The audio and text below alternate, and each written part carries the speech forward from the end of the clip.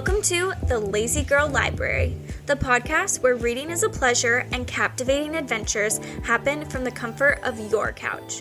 I'm your host, Darby. And I'm Michaela. And if you've ever spent more time rearranging your bookshelf than your priorities, then you, my friend, are in the right place. Hello, Darby. Hey, Michaela. Welcome to episode 12.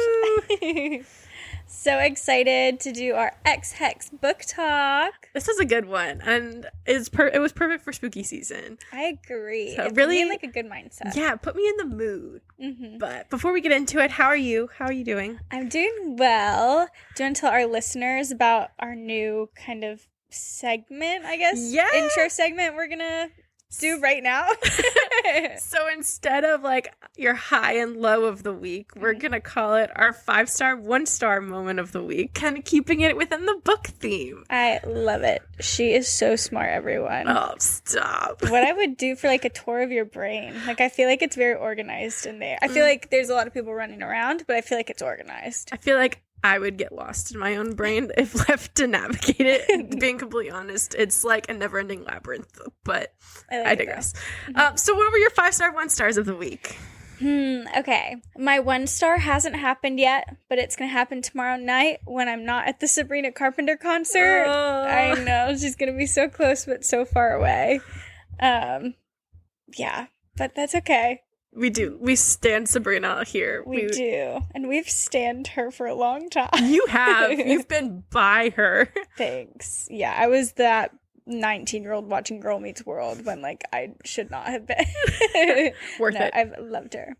Anyway, so I'm going to be sad about that, but grateful for everyone that gets to experience her because I have watched her in concert and she was great and she seems so much better now than when I saw her. So, my 5-star...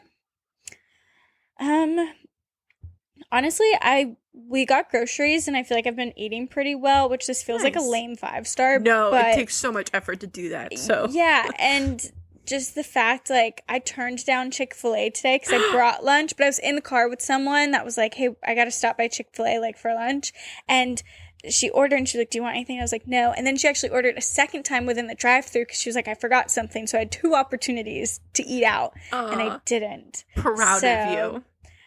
So hopefully I don't get food on the way home from here.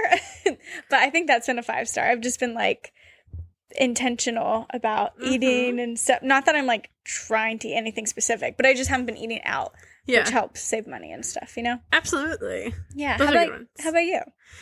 1-star, I wouldn't say it's like a general 1-star for me, where I've just been super stressed. I feel like my calendar has been blocked solid this month, where I've just had something every weekend throughout the weeks. I'm constantly going, and for someone whose social battery drains quicker than others, it's been a lot.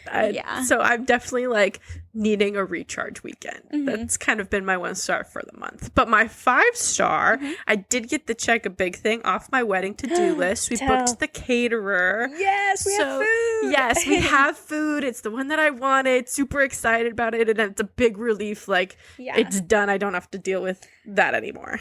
Have you, or are you going to do a tasting? We are going to do a tasting. Haven't gotten It's that really far fun. Yet. I really liked doing that. Yeah, I'm excited. But you just get to eat. Yeah, exactly. Set the menu. And the caterer we're working with is like super flexible and like making it tailored to like what we want. So I'm super excited about that. But that was like a huge like weight off my shoulders. Yeah, that was done. So yeah, big 5-star moment for me. I'm so proud of you. Thank you. I really think like when you're planning a wedding, even if like you're on top of it and planning it, at least half of your brain just feels stressed all the time because you're like, well, could I be doing more? Like, is there something I'm missing? Like, yada, yada, yada. And it's just like every day, like at some point throughout the day, you're thinking about it. Absolutely. You know? Well, I feel like as soon as like I check one thing off, like 3 more things pop up that I think that need to be done or taken care of or I'm behind on.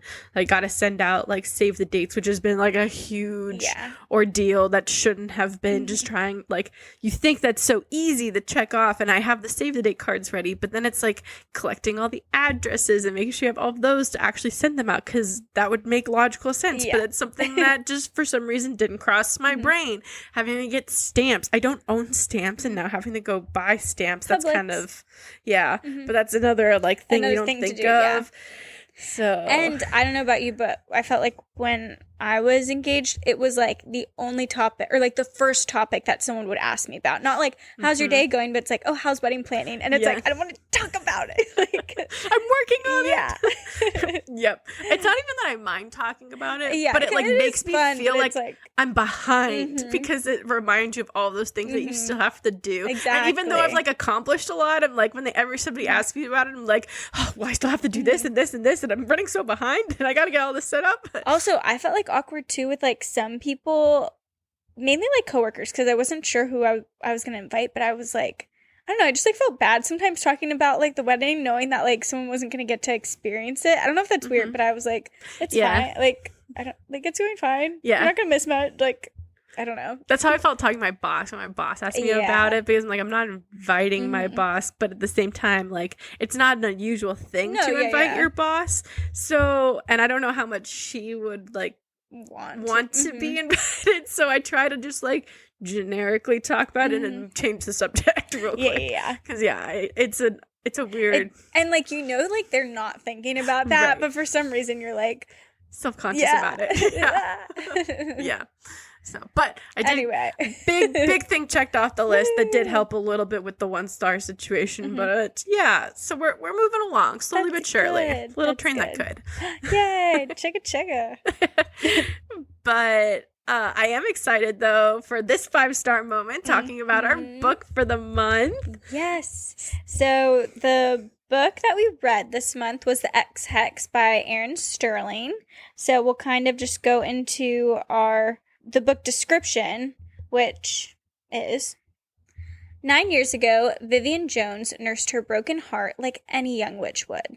Vodka, weepy music, bubble baths, and a curse on the horrible boyfriend.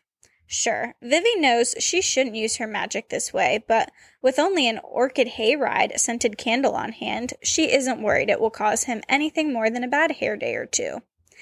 That is, until Reese Penhallow, descendant of the town's ancestors, breaker of hearts, and annoyingly just as gorgeous as he always was, returns to Graves Glen, Georgia. What should be a quick trip to recharge the town's ley lines and make an appearance at the annual fall festival turns disastrously wrong. With one calamity after another striking Reese, Vivi realizes her silly little ex-hex may not have been so harmless after all. Suddenly, Graves Glen is under attack from murderous wind-up toys, a pissed-off ghost, and a talking cat with some interesting things to say. Vivi and Reese have to ignore their off-the-charts chemistry to work together to save the town and find a way to break the breakup curse before it's too late. Dun, dun, dun. Dun, dun, dun.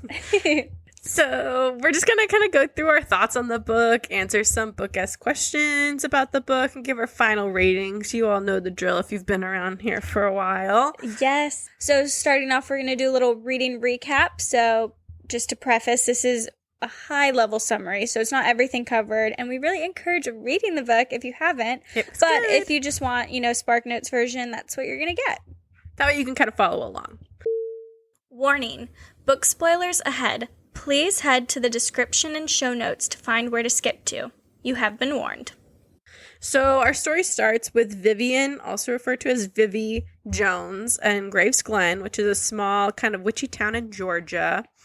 She was heartbroken after a summer fling with Reese Penhallow, which ends badly. Reese had to go back to Wales, where he's from, because he's part of this like ancient, powerful witch family. And they kind of like started and like founded the town of Graves Glen. But it was revealed that he was engaged, or like thought of more as an arranged marriage kind of situation. So Vivi, who is hurt and angry, decides to curse him as like a kind of joke just to make her feel better. She had a bit too much to drink. Her cousin Gwen was there, kind of like egging her on, trying to make her feel better. So they lit some candles and like made some silly, chants and about, the things that they would curse him, like a bad hair day and things like that. All pretty lighthearted, or so they thought. And then flash forward 9 years, and Vivi's mostly forgotten about the whole thing. She's a witch, but she lives a pretty normal life, teaching at the local college, and avoiding all things Reese. But then, surprise, Reese returns to Graves Glen. His family is responsible for charging the ley lines, which are these powerful magical currents that keep the town running smoothly. So Reese, totally unaware of the curse, rolls into town to do his family duty.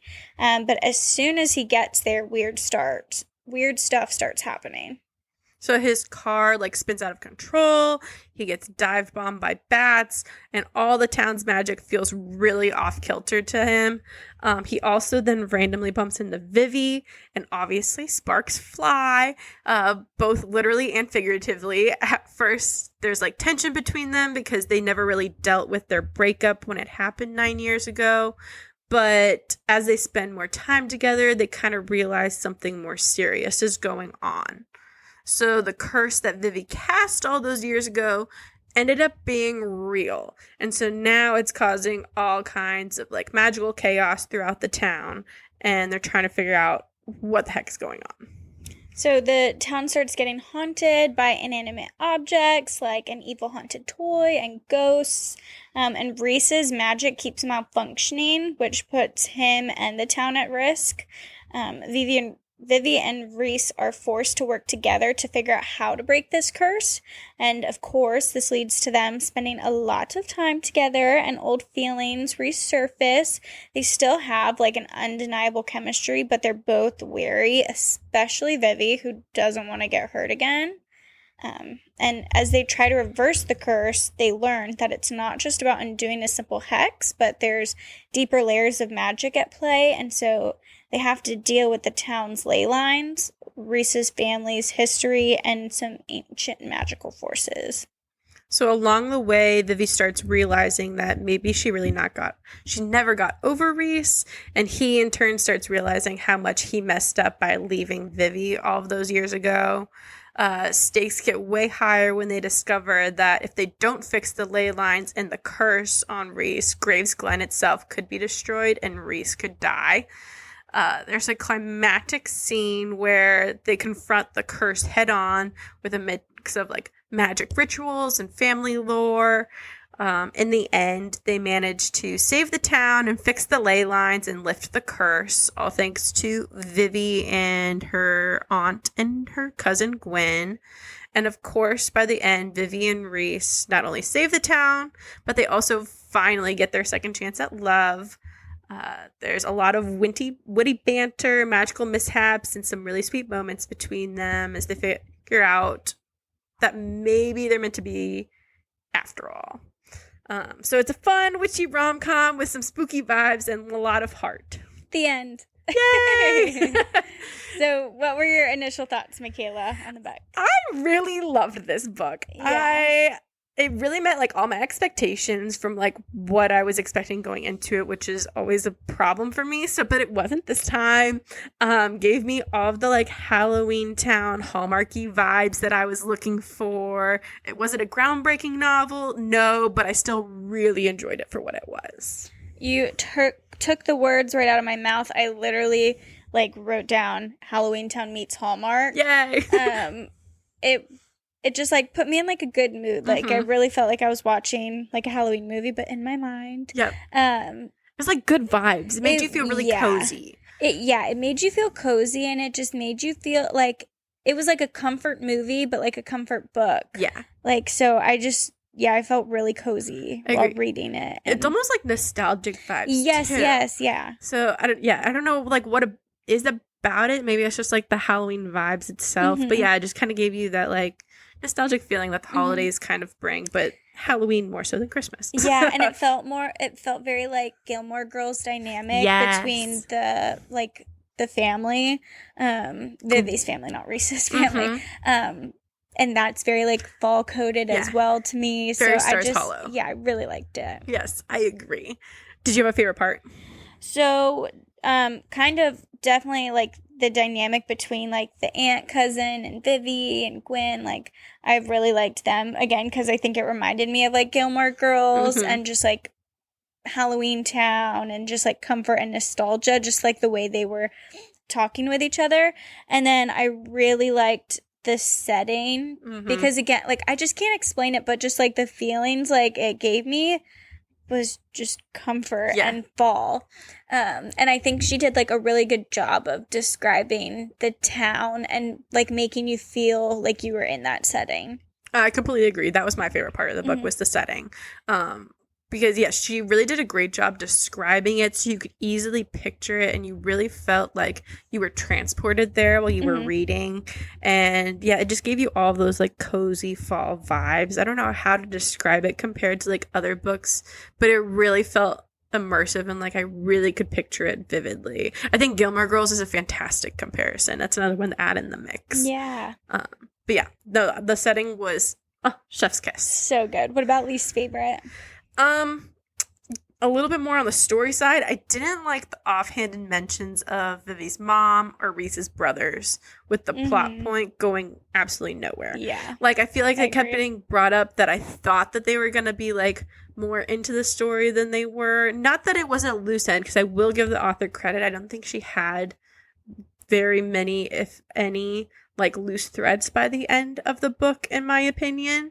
Like, I felt pretty content with how all the plot points went, including this part, but it's like it was almost brought up and mentioned multiple times but going nowhere. Like, it wasn't like relevant, especially like for Vivi's mom. I thought it would go somewhere, like connect back to like Vivi being a really powerful witch or something like that, but it kind of didn't. It was more like just ancient family ancestor than the mom specifically kind of thing. Yeah. So I didn't like that part of it. What about you? Well, I agree with that. And also, I think a loose thread is Reese's engagement or arranged marriage. Oh, you're absolutely right. Do they ever talk about that? No. No. And that feels like kind of a big deal because that's the reason they broke up. Oh my gosh, you're so right. Like, what? I think my brain just decided to skip over that part entirely. No, I didn't even write that down, but as we were reading reading recap and we read over that part, I was like, wait, whatever happened? It was definitely such a prominent part in their story. It's the whole reason that they broke up, and it was never brought up again. Ever. And so that kind of goes into my least favorite part, is that things felt like rushed or like resolved almost too quickly, or not resolved at all, like the engagement thing or arranged marriage. So, like, some examples: retrieving the ghost candle felt so easy. Yeah. Like, that shouldn't have been that easy. And then same thing with, like, Reese convincing Vivi's ancestor to, like, not kill him or the town. Yeah. When, like, the other girl or whoever was telling them, like, no, it's about to go down. Like, she's pissed. And Reese is like, I deserve it. And she's like, well, you know what? My ancestor says you don't, so I guess it's fine. Like, yeah. What? I don't know. There were just some... We were definitely on, like, Disney Channel original movie time frame, moving quick. We were... And granted, like, I knew that going into it, so that's why, like, it didn't affect it too much. But, like, if I'm talking about a least favorite part, like, I would have liked more details. Totally like, I would have liked maybe a little bit less Hallmark and a little more Halloween Town. I don't know. A little less surface, a little more, like, well thought out and explained. Yeah. Not that it was wrong, but you just needed it more, like, completed. But, yeah, I think I would have had a little more, like, pull towards the book. Yeah. If things had some more details.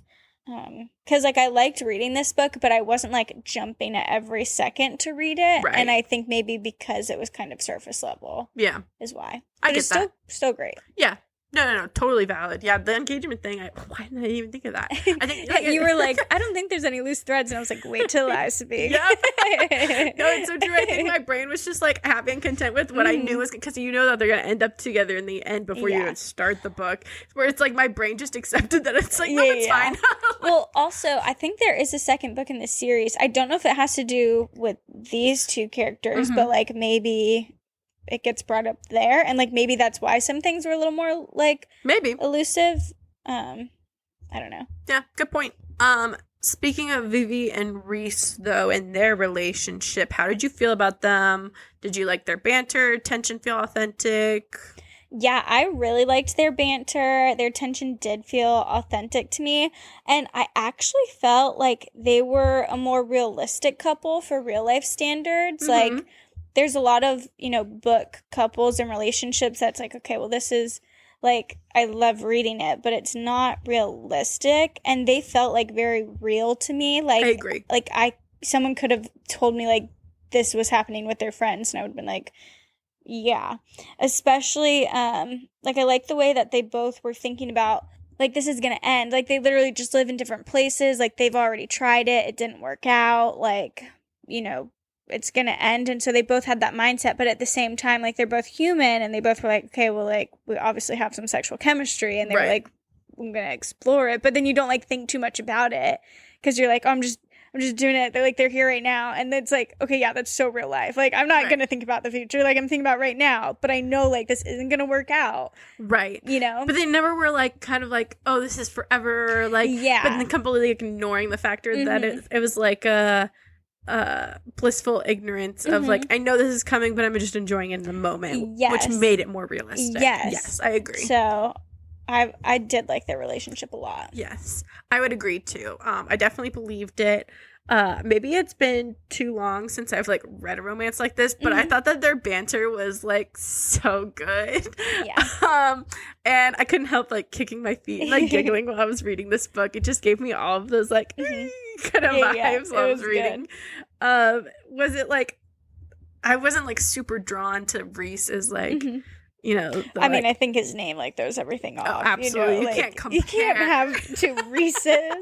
Also, like in the SJM universe, I say Rice and Rice Sand, and so I almost like intentionally said Reese in this one to like separate them. Me too.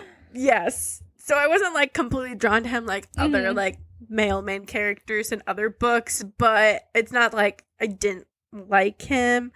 The one thing, now that I'm talking about it, that I kind of want to go into, like, my least favorite part of this book, actually, that I just realized, was all of the, like, British slang that the author would throw in for Reese when he was studying, or, like, British sayings. Like, I don't know, for me, when I was reading it, it just felt... Like, what sayings? Like, I can't remember off the top of my head, but it, like, she would write things in, like, a certain way, that I felt like was straight out of like Love Island kind of thing, or like during certain sayings, like for example, I'm not saying this is a direct quote from the book, but like mugged off or like things like that. I didn't even like notice that. The only thing I didn't like was the like da. Like yeah, that was weird. That I was like, okay, just add the D, call him dad. Yeah. Like I'm so confused. But maybe I have no idea if that's a Wales thing, like in real life. But I was like, this seems weird. It was almost like I kind of wish it wasn't accurate, if that makes sense. Like, I know, like, what she was saying was accurate to, like, keep within the frame of him being from Wales and, like, how they speak and everything like that, and throwing it in every once in a while to, like, keep you in that character's mindset, which I totally appreciate from a literary standpoint. But for me, specifically with this book, I'm like, I don't care about it being accurate. It was just really throwing me off. I really didn't notice it at all besides the da That's thing. so funny. Yeah, I'm going to have to go back and look at them because it's been too long since I've read it. I can't pull it out. Was this a Wales thing? The whole, like, carryat? Her nickname? Yeah. Yeah. Okay, yeah, I didn't know what that meant, but I didn't look it up. So same. Same. I just accepted it. Yeah. I was like, I don't know what this means, but yeah. Okay, I did notice that one. So just things like that would just kind of like almost like take me out of the moment a little bit. Maybe if she would have like explained it within it, like he calls me this because of this, like, then it would have been better. At least for the nickname, yes. But there are other things where it's like, I don't know. It's just a dialect thing. Yeah. It just kind of took me out of it. Well, good thing you didn't audiobook this. What if, well, actually, I don't know, but what if the audiobook is like... I feel like, I don't know if that would have helped or hindered. Yeah. I don't know. It just kind of took me out of it a little bit. But I did enjoy their banter, though, and their romance. It was good. Full circling back to the question. Yes, I love it. Were there any reveals or plot points you didn't see coming, or anything that you were surprised by? So there was a lot that, like, I did see coming because it's such, like, a easygoing, shallow book. I don't mean shallow to be, like, bad, but just, like, a lighthearted book. So one thing that was, like, blaringly was obvious. Like, yes, thank you. Like, blaringly obvious was that Amanda was not part of the witch college. That one I was like, girl, what are we doing? Stupid.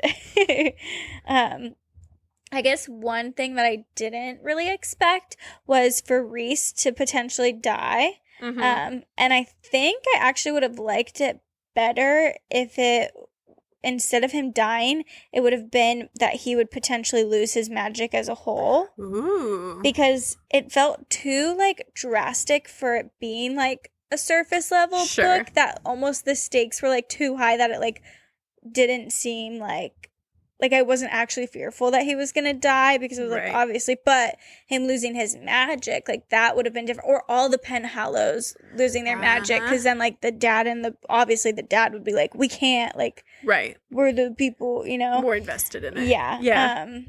So I think that I would have liked better. Yeah. But I didn't see it coming that he could potentially die. Yeah. But then when it was introduced, I was like, but he's not. Yeah. No, I get that. Mhm. Yeah, it was, for me, yeah, it was a very predictable book. Sticking with the Penthouse, though, I kind of knew that they'd have something done to them, or they would have had done something in the past that, like, knocked him off the pedestal in the present for, like, being the founders. Like, obviously there was something, like, sketchy going on there. But the one thing that I kind of didn't see coming, and I have back and forth feelings on, was I expected there to be more of, like, a villain, like a true, like, villain that, like, came and heard, like, Vivi pretending the hex and, like, gave the extra power to actually hex them. Kind of like, maybe I was thinking too much Halloween Town, where it's like this evil guy that's trying to take over, and that they would have had the defeat kind of thing, or woman. Yeah, it almost would have made more sense if it was like Grifford Penhallow, like if he was the spirit instead of like, right, or like, or even if it was Vivi's ancestor, but, or like, it almost made more sense if it was it ended up being Vivi's ancestor who, like, gave her the extra power. But I think for me, it would have made more sense if she wasn't Vivi's ancestor. She was just the girl that was wronged by the Penhallows that then came back with full vengeance kind of thing to, like, destroy the town because she was, like, a woman scorned. I feel like that would have made a little bit more, or that's what I was expecting. I don't want to say it would have made more sense. That's what I was expecting, at least. But I wasn't necessarily mad that there was no villain, because I feel like it did fit the, like, decom vibe of it, Hallmark vibe of it, very surface level. Because I think my thing with this book is I start thinking too deep for, like, what it's supposed to be kind of thing. So I also expected Vivi to come for, like, more powerful magic, and for the end not to be just, like, her ancestors with Gwen and her aunt. Like, I expected to be more like her mom was secretly, like, more powerful or something, like, leading into that kind of thing. But again, not necessarily bad things that they weren't. It was just kind of like where my brain naturally went, but it was a little too deep for the surface level book. It could have been cool if, like, when her aunt and Gwen were holding her hands, if, like, the ancestor came and held their hand, and then her mom held her hand, and then it was, like, all of them, like, holding hands. I feel like I've seen that in, like, a movie. I don't remember. Halloween Town. Oh, duh. Stupid Michaela. Yes. It's been so long since I've actually seen the movie. They're so good. But yes, I agree. Yeah, something like that was kind of what I was expecting, but it didn't end up happening. But not bad. But just expectations kind of different. Yeah. Unpredictable. Yeah. But it's cool, though, like, seeing what this author wrote, and then, you know, if we were authors, what would we have added or not added? So, very neat. Yeah, because it wasn't bad. I think, and it was actually really fascinating for me to see how she did it in such a, like, easy surface, breezy kind of way. So still appreciated it nonetheless. Yeah. But some fun questions. I'm excited. So if you had a chance to cast a harmless, playful hex like Vivi's, what would you cast it on? Would you hex traffic lights to always turn green, or maybe hex a friend's TV to only play their least favorite show? What are we doing? Okay, this was hard for me to think, or, like, hard for me to figure out, but my first thought, because I'm always thinking about food, was I would hex for my food to never go bad, because I for sure do not eat my produce fast enough, and it sucks. I'm constantly throwing out food, and I'm like, oh my gosh, I am the worst person in the world. Like, no, that happens to me all the time too. Yeah, I'm like, I always buy strawberries. I eat, like, 0 strawberries, and I'm like, there's mold on my strawberries. Yeah. So even, like, I've gone to the store and I've bought just 1 banana. Because if I get the bunch, like, if I get more than 3, we are done for. Like, Yeah. which sounds silly because it's like, it's just 3 bananas. Eat it like one a day. But for some No. reason, like, I don't know. For me, it's like out of sight, out of mind. If it's in my Mhm. fridge or in that drawer, Yeah. as much as my intention is to eat it, I forget about it until one day I'm like, I'm craving cherries. Go in, they're moldy, and I have to throw them I've out. really, when I go to the grocery store, I've gotten a lot more intentional about like, okay, what am I buying this for? Like, I can't just like buy something to like maybe snack on it. No, like it doesn't work like that. Like, unless it's Right. going in a meal, or like I'm like, this is the only snack in our house now, so I'm gonna eat it. It's just like, Yeah. it's too hard for me. That's so good, though, that you're being more intentional about it. trying to. Proud of you. But so yeah, hexing my food was probably my Smart. first thought. And then also I'd want to somehow make work easier, Mhm. whether that's like no one can say no to me when I'm asking for a silent auction donation, Ooh. or that I can just like, I don't know, something to make things easier. Like, Right. I can submit certain Excel sheets like right away instead of having to type everything out, or like I can just automatically make a process smoother Right. to quit, like, so I don't have to spend as much time doing something. So smart. Thank you. What about you? Well, first, if I had access to magic, I would definitely become the most lazy person in the world. Stop. That's so funny. Listening So to true. them talk about like stirring their tea, like without having to like touch it or reheating things, or like being able to like sweep stuff up without touching the broom. I'm like, I would never leave my couch. Like, I would just sit and read all Yeah. day. Well, magic did everything for me. Also, this is not me like calling Michaela lazy right now, but she does have her Kindle right now attached to the couch, and she has a remote, so she doesn't have to swipe it. When I She's tell already you, on her way there. I entered my Hobbit fall hibernation. Mhm. Like, I always enter Hobbit hibernation around this time of Yeah. year, like more so than any other type. Mhm. But I did recently get a Kindle. It's been amazing. I'm Mhm. loving it so Yay. far. And then for my birthday, our friend Sarah got me the like gooseneck like holder for it. Mhm. And then I got a little remote. When I tell you, it is the best, worst thing that ever happened to me. Best because it makes me like so cozy, and it's so easy. I can like eat while I'm reading the Kindle. Oh my gosh, I didn't even think about food. It's phenomenal, Darby. Wow. I sit there with a bowl of popcorn just eating lazily, and I can flip through the books with my little remote, never having to touch it or anything like that. Oh, chef's kiss, amazing. But it's also the my worst thing that gosh. happened to me because I never like leave the couch Yeah. now. Like, I just sit and I'm like snuggled up, like reading my book and like going through on the little remote and everything, which has helped me read a lot. I love But that. I'm not getting out of the house like I should be. No, that's so good. I love it. I think that's so great. So- I did put the new colored Kindle on my Christmas list, so we'll see what happens. I hope you get it. I'd be curious to see what it looks like in color. I will say I had thought that I would notice it more. Yeah, I like the black- honestly like, even if they got me a different Kindle, not the colored one, I would be fine. But I just feel like if Oh, no, it's you an option, should- it would be fine. You should absolutely get like the most. I'm always like one of those, if you're getting something new, get the latest model because it'll Yeah. last you longer. Mhm. So by all means, but I was like, I always thought I wanted something colored, but then I got the paper white, and I really don't notice Well, the because black when and you white as highlight much. things, that's not in color, right? No, it's not. Yeah. Yeah, So that I would think be in this huge. colored ones, you can do different color highlighting, which I don't know if you can do. Nope, you can't. Yeah. Yeah, so that's huge. Mhm. Well, fingers crossed that you get that. But yeah, Anyway, I've been so lazy just as is. Could you imagine with like an endless well of magic to help me get everything out? It would be the worst thing possible for me, but the best thing at the same time. I would love it. So, but for long story short, my one hex I would cast would be that my clothes would never get dirty or smelly, so I never had to do laundry Oh my again. gosh, that's better than food. That is so good. I never, like, I always did my laundry, like, growing up. I don't know why until I, like, started living by myself. All of a sudden, it became, like, the worst awful. possible thing for me to do and keep up with. I hate it.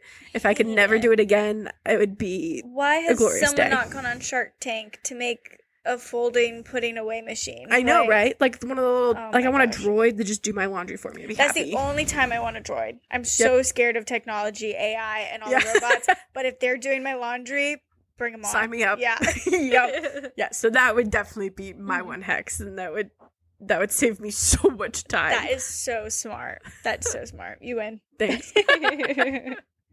Okay, so another fun question. If you were a witch in Graves Glen, what kind of magical business would you run? Like a potion shop, fortune-telling booth, something else? My only stipulation is no bookshops. I love this question. This is such a unique question. So mine is going to be the witch's wardrobe. Ooh. Yeah. So it would be like a fun clothing store with anything that you can imagine.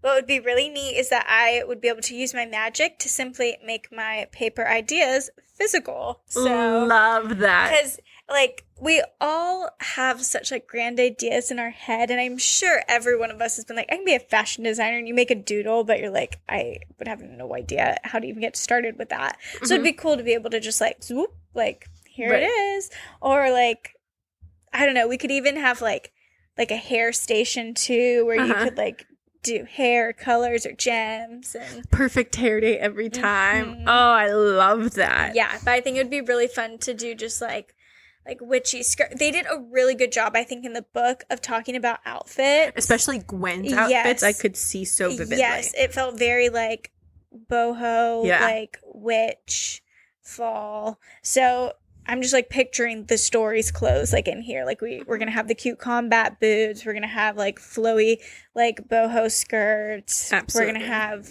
cute witch hats. I love it. And for context, in case you didn't read the book, Vivi's aunt and cousin Gwen own this little like witch shop in Graves Glen where they sell like witchy items like crystals and things like tarot that. Cards. Tarot cards, yeah, all the fun stuff. So that's what inspired this question. So I love that. That's a fantastic idea. What would your store be? I would want to run a cafe, something like the Witch's Brew coffee shop or something like that. But my idea, picture this with me. All right, closing my eyes, bring it to life. I would want to subtly use magic to create recipes and drinks for like food that are unique and delicious that you can only find at my cafe, something like you never see like elsewhere, but it's like amazing. But I would want to add like special spells to them to help out my regulars of something just a little taste of magic for the ordinary people that they wouldn't be able to like recognize. So for example, like if a student was studying all week for an exam that they had at my coffee shop, like the day of their exam, I could add like a little good luck charm to their coffee to help them. Oh my gosh, I love that. When they go take their exam. Or like if this guy is going to be proposing to his girlfriend later, I'd add a little bit of like courage spell to his sandwich. My gosh, or like things like that to like, you know, like make you feel good, boost your karma. Yeah. But then it like also makes that everybody love your shop and kind of like adds a little bit of magic for people who don't have magic. I didn't even think about the muggles. So yeah, that would be my idea. Wait, that's so fun. That's so good. I love that so much. I'm trying to think, how could the witch's wardrobe incorporate that? I don't know. Maybe just like confidence. Yeah, I was just gonna say maybe just like making people like feel really good. Yes. Or oh my gosh. Okay. This is every girl will relate. There's no size, just the pants fit. A dream. Oh my gosh. A dream. You don't have to have so many different sizes in jeans. The pants are just gonna always fit, you know? That should be like everything. All the clothes are just like miraculously fit you perfectly to your body. Yeah. Love it. I love the idea. Cool. If only this could be real. Seriously. Okay. So just like Gwen had Sir Percival, the cat, what kind of animal would you want as your magical sidekick that could talk? So this was kind of an interesting one for me when I was thinking about it, because I'm a dog person through and through. Yes. I love dogs. I absolutely adore dogs. I'm a dog person. I'm not that big of a cat person.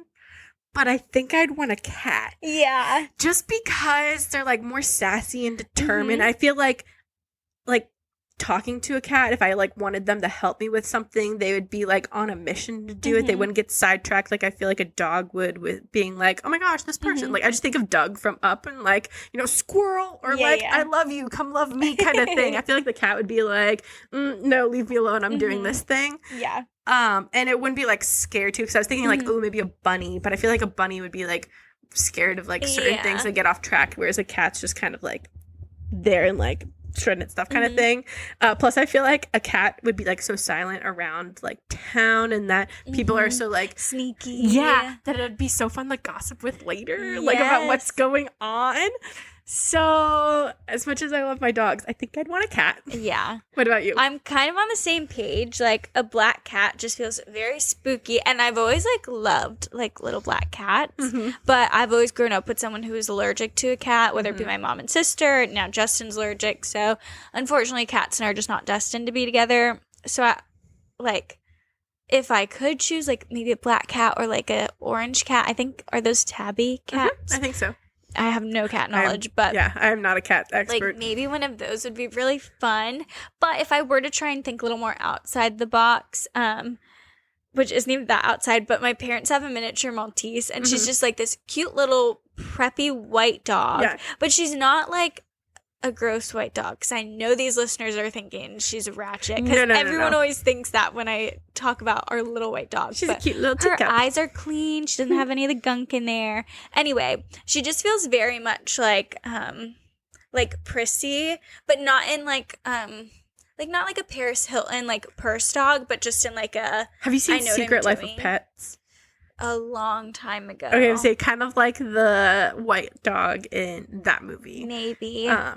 She's like cute, I'll trust you. and like very determined. Like that's kind of what it reminds me of. Like very determined. So I feel like she would just kind of like she would do her own thing. Like she'd get stuff done, and she'd support you. So if you're like, I'm doing this spell, she'd be like, do it, girlfriend. Yes, like, you know. I can see it. So a miniature Maltese, specifically. My parents' dog Gucci.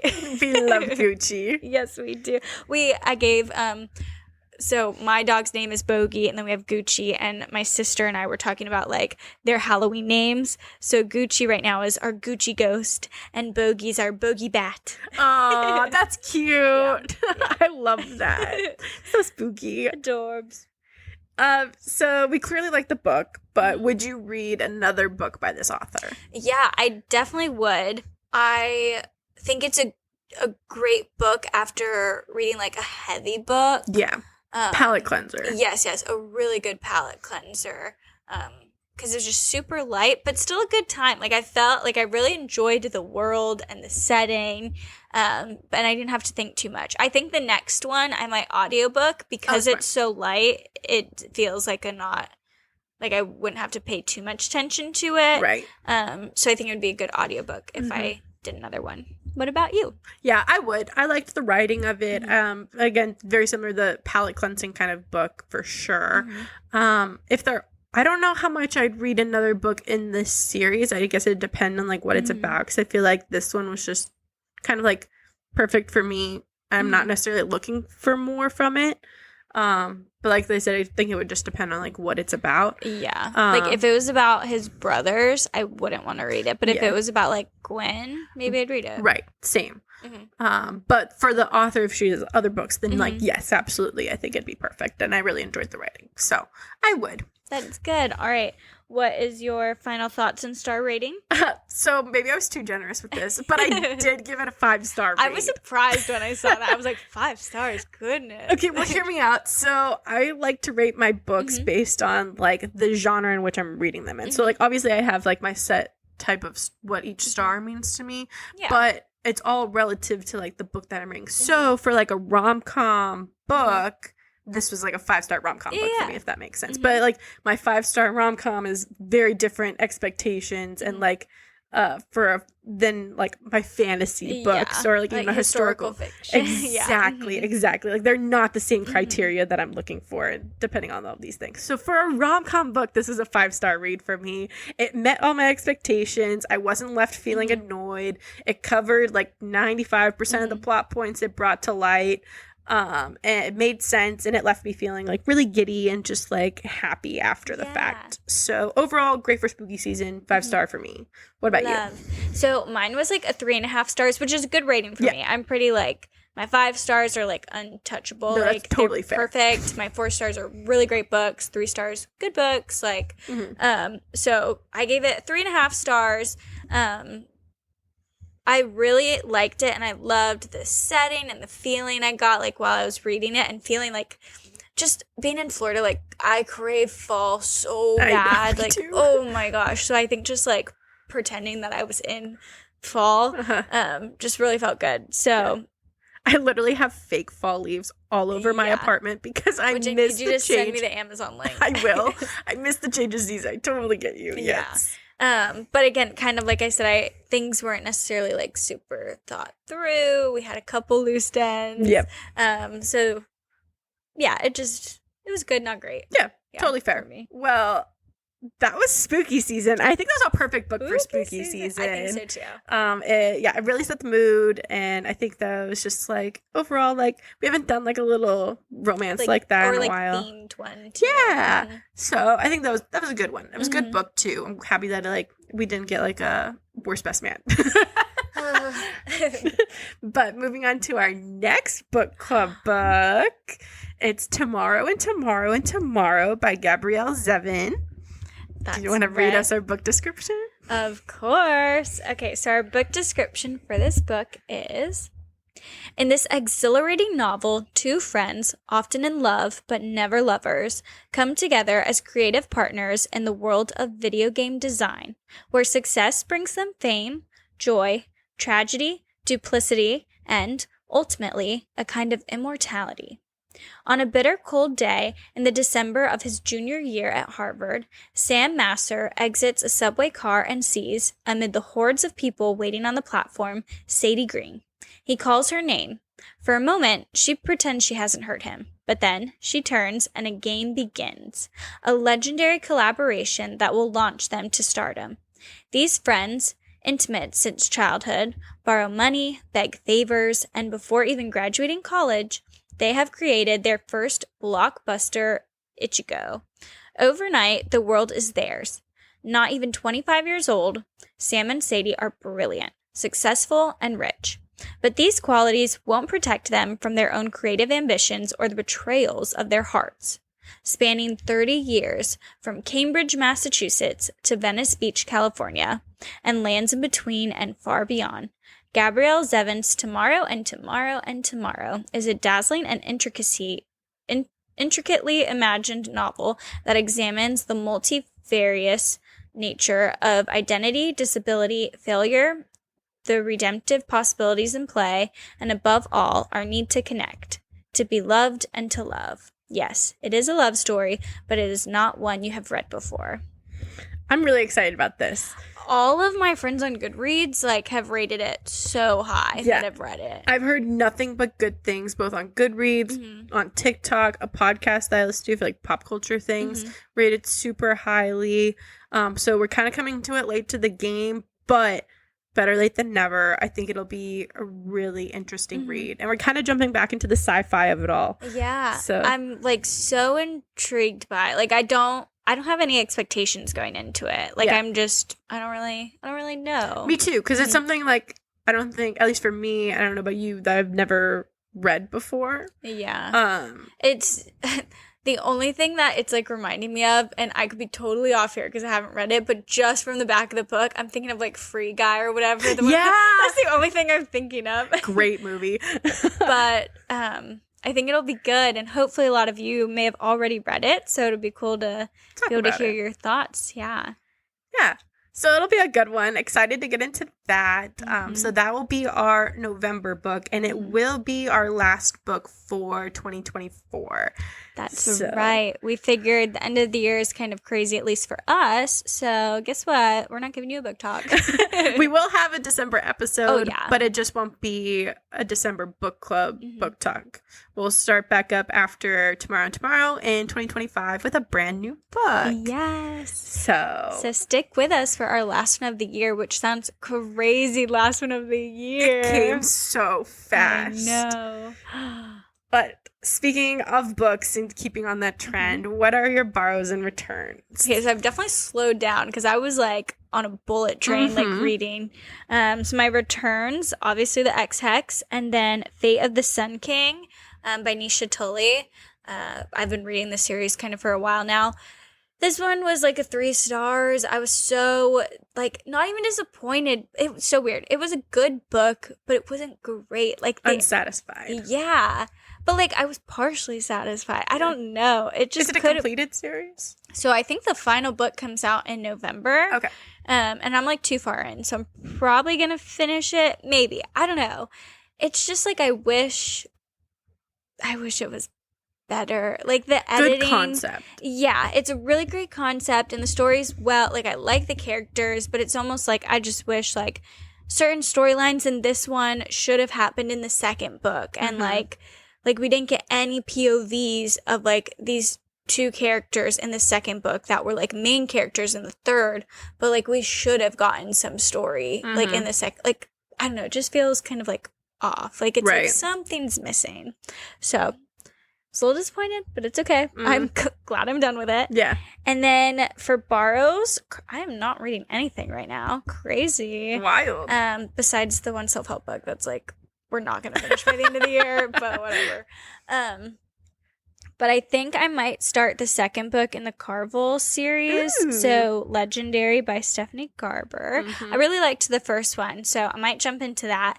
There's this other fall book that I was thinking about reading, and I don't know if you'll be surprised, but I'm pretty sure it's like a fake romance, but like billionaire. Like, he's a billionaire, and for anyone that remembers, I said that I didn't like billionaire romances, but this one, shot. This one sounds fun. It's Can't Help Falling in Love by Sophie Sullivan, and I think this one just came out. Yeah, it came out September 2024, but I might get that one because I'm still, like, in the fall vibe. Yeah. And the description seems really cute, so might give it another try. Maybe third time's the charm on billionaire romances. Yeah. So I'm trying to decide between those 2. So maybe I might put up a poll on our Instagram, and you can help me pick which book I should read first, the Carvel one or the Falling in Love one. I love it. Yes, but what about you? I know what you're reading. I was saying, I feel like Darby knows this.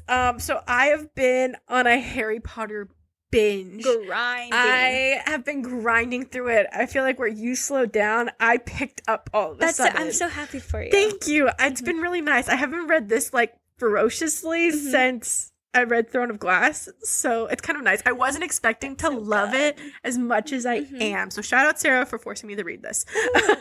But I have finished 3 out of the 7 books. Crazy. I know, kind of wild. So, real quick, I'll go through the returns of, I read The Sorcerer's Stone, which was a 4-star, Chamber of Secrets, 4-star, and Prisoner of Azkaban, which I gave a 4.75 star, which, if you know me, I don't do points very often, but this one I felt necessary to do. It was my favorite of the 3. And it was, like, almost perfect. There's just, like, one part which, I mean, if you're even thinking about there's one part, then it's not 5 stars. Yeah, exactly. Yeah. But so it's like that one part where it's like almost. But there's just the one part that it was like where, like, the kid part of it kind of shone through a little bit.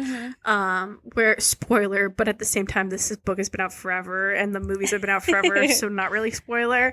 At the end of Prisoner of Azkaban, when Harry finds out that Sirius Black is his godfather, and he finds out that he didn't actually when he finds out that he didn't actually murder his parents, all of a sudden Sirius is like, oh, by the way, Harry, I'm your godfather and technically your legal guardian if you wanted to live with me, even though you just found out that I wasn't, like, the murderer of your parents, like, not but half hour ago. And Harry's like, oh my gosh, yeah, I totally want to do that. And I was like, wait a second, what?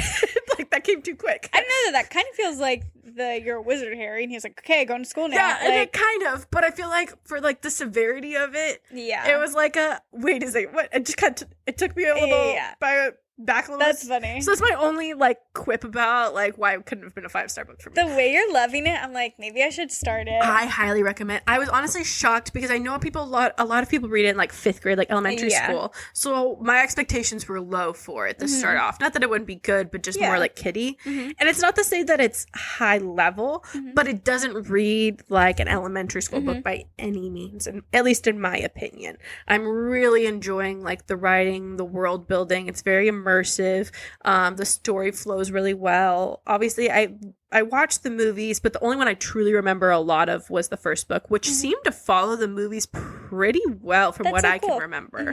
The rest of the movies, I remember like main plot points, but I don't remember specifics.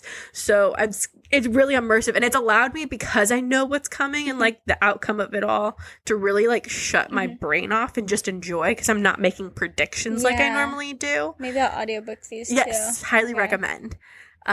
So yeah, I've been really enjoying that. I've read the 3. I'm on the 4th, almost halfway through the 4th now, Goblet of Fire. I just can't stop. So you're in Harry Potter world. I am. We're going to have to go to Universal after this. I'm so down. Yeah. Call the bandwagon, because I'm hopping on. Absolutely obsessed. So, let's go. Harry Potter. Yeah. And for anybody who wants to know, I am a Gryffindor. I did take the test. So I'm a Ravenclaw. I took the test. Yeah. Some people get on me because they think I'm a Hufflepuff. I would love to be a Hufflepuff, but Pottermore said I'm a Ravenclaw, so I'm sticking with the like true test, you know? Honestly, I see it though. Thank I feel like a lot of people, at least just because I'm a nice person and friendly, like goodness. No, because I might not be textbook smart, but it's not it's not based on your personality. It's based on your values and like what you value. And for you, it'd be like wit and knowledge. And I feel like for you, like another aspect of it is that you always love to know about people's too. Yeah. You're constantly asking people questions and like learning about people, which I think feeds into that as well. Thank you. So I see it.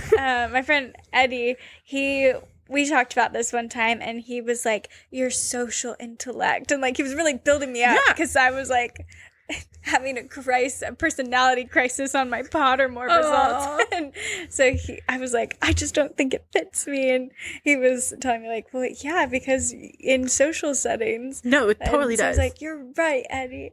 I agree, Eddie. I agree. I agree for yours too. Like, thanks. For sure. It's one that I'm coming to accept, because it wasn't, not that it's a bad thing. Like, obviously, I feel like we all have like our own expectations. Yeah. I always thought that I would be a Hufflepuff or maybe a Ravenclaw. Yeah.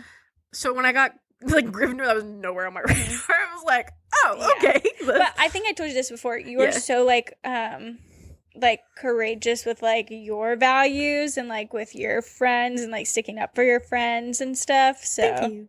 Yeah.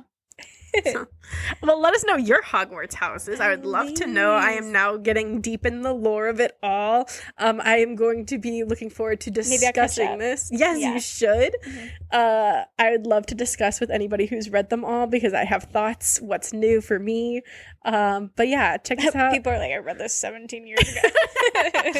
I did text our friend Madison with like a rant that I had, which I guess I'll just go into it anyway. Ron Weasley, if Ron Weasley has no haters, I'm dead. I don't understand how this man is so popular with people. He is so whiny. He whines about everything, and like, I feel like he's pretty whiny in the movies too. Yeah, I don't know.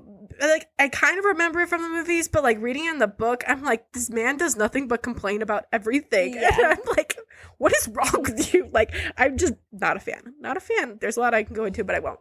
But if you want to rant with me or tell me all the reasons why I'm wrong and help like bring Ron's value back up in my mind, reach out to us, Lazy Girl Library on Instagram or lazygirllibrary.com on our website. Yes. Would love to hear from you. Let us know. That is it for this month's book club episode. Be sure to vote for me personally on what book I should read next at Lazy Girl Library on our Instagram. Thank you so much for joining us. Be sure to leave us your thoughts on this month's book, either on our Instagram, on our website, on the Spotify or if you're listening on Spot, that's where I listen to my podcast. But on the podcast platform you're listening to, we're on a lot of them. Yeah, so we'd love to hear your opinions, and we will see you next time. Happy Halloween! Happy Halloween! Bye, guys. Bye.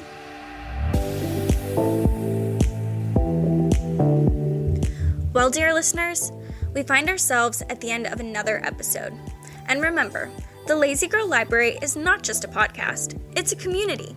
We absolutely love hearing from fellow book lovers, so don't forget to share your thoughts and your favorite reads with us on our social media. You can find us on Instagram at Lazy Girl Library. Make sure to check out our website, lazygirllibrary.com, your one-stop shop for all things Lazy Girl. Before we go, we want to take a moment to thank all of our wonderful listeners. Whether you're listening from your cozy bed, on your way to work, or anywhere in between, thank you for making us a part of your day and for being a part of our Lazy Girl family. So keep those pages turning, keep those imaginations flourishing, and remember, the best stories are yet to be discovered. Until next time, stay lazy and happy reading.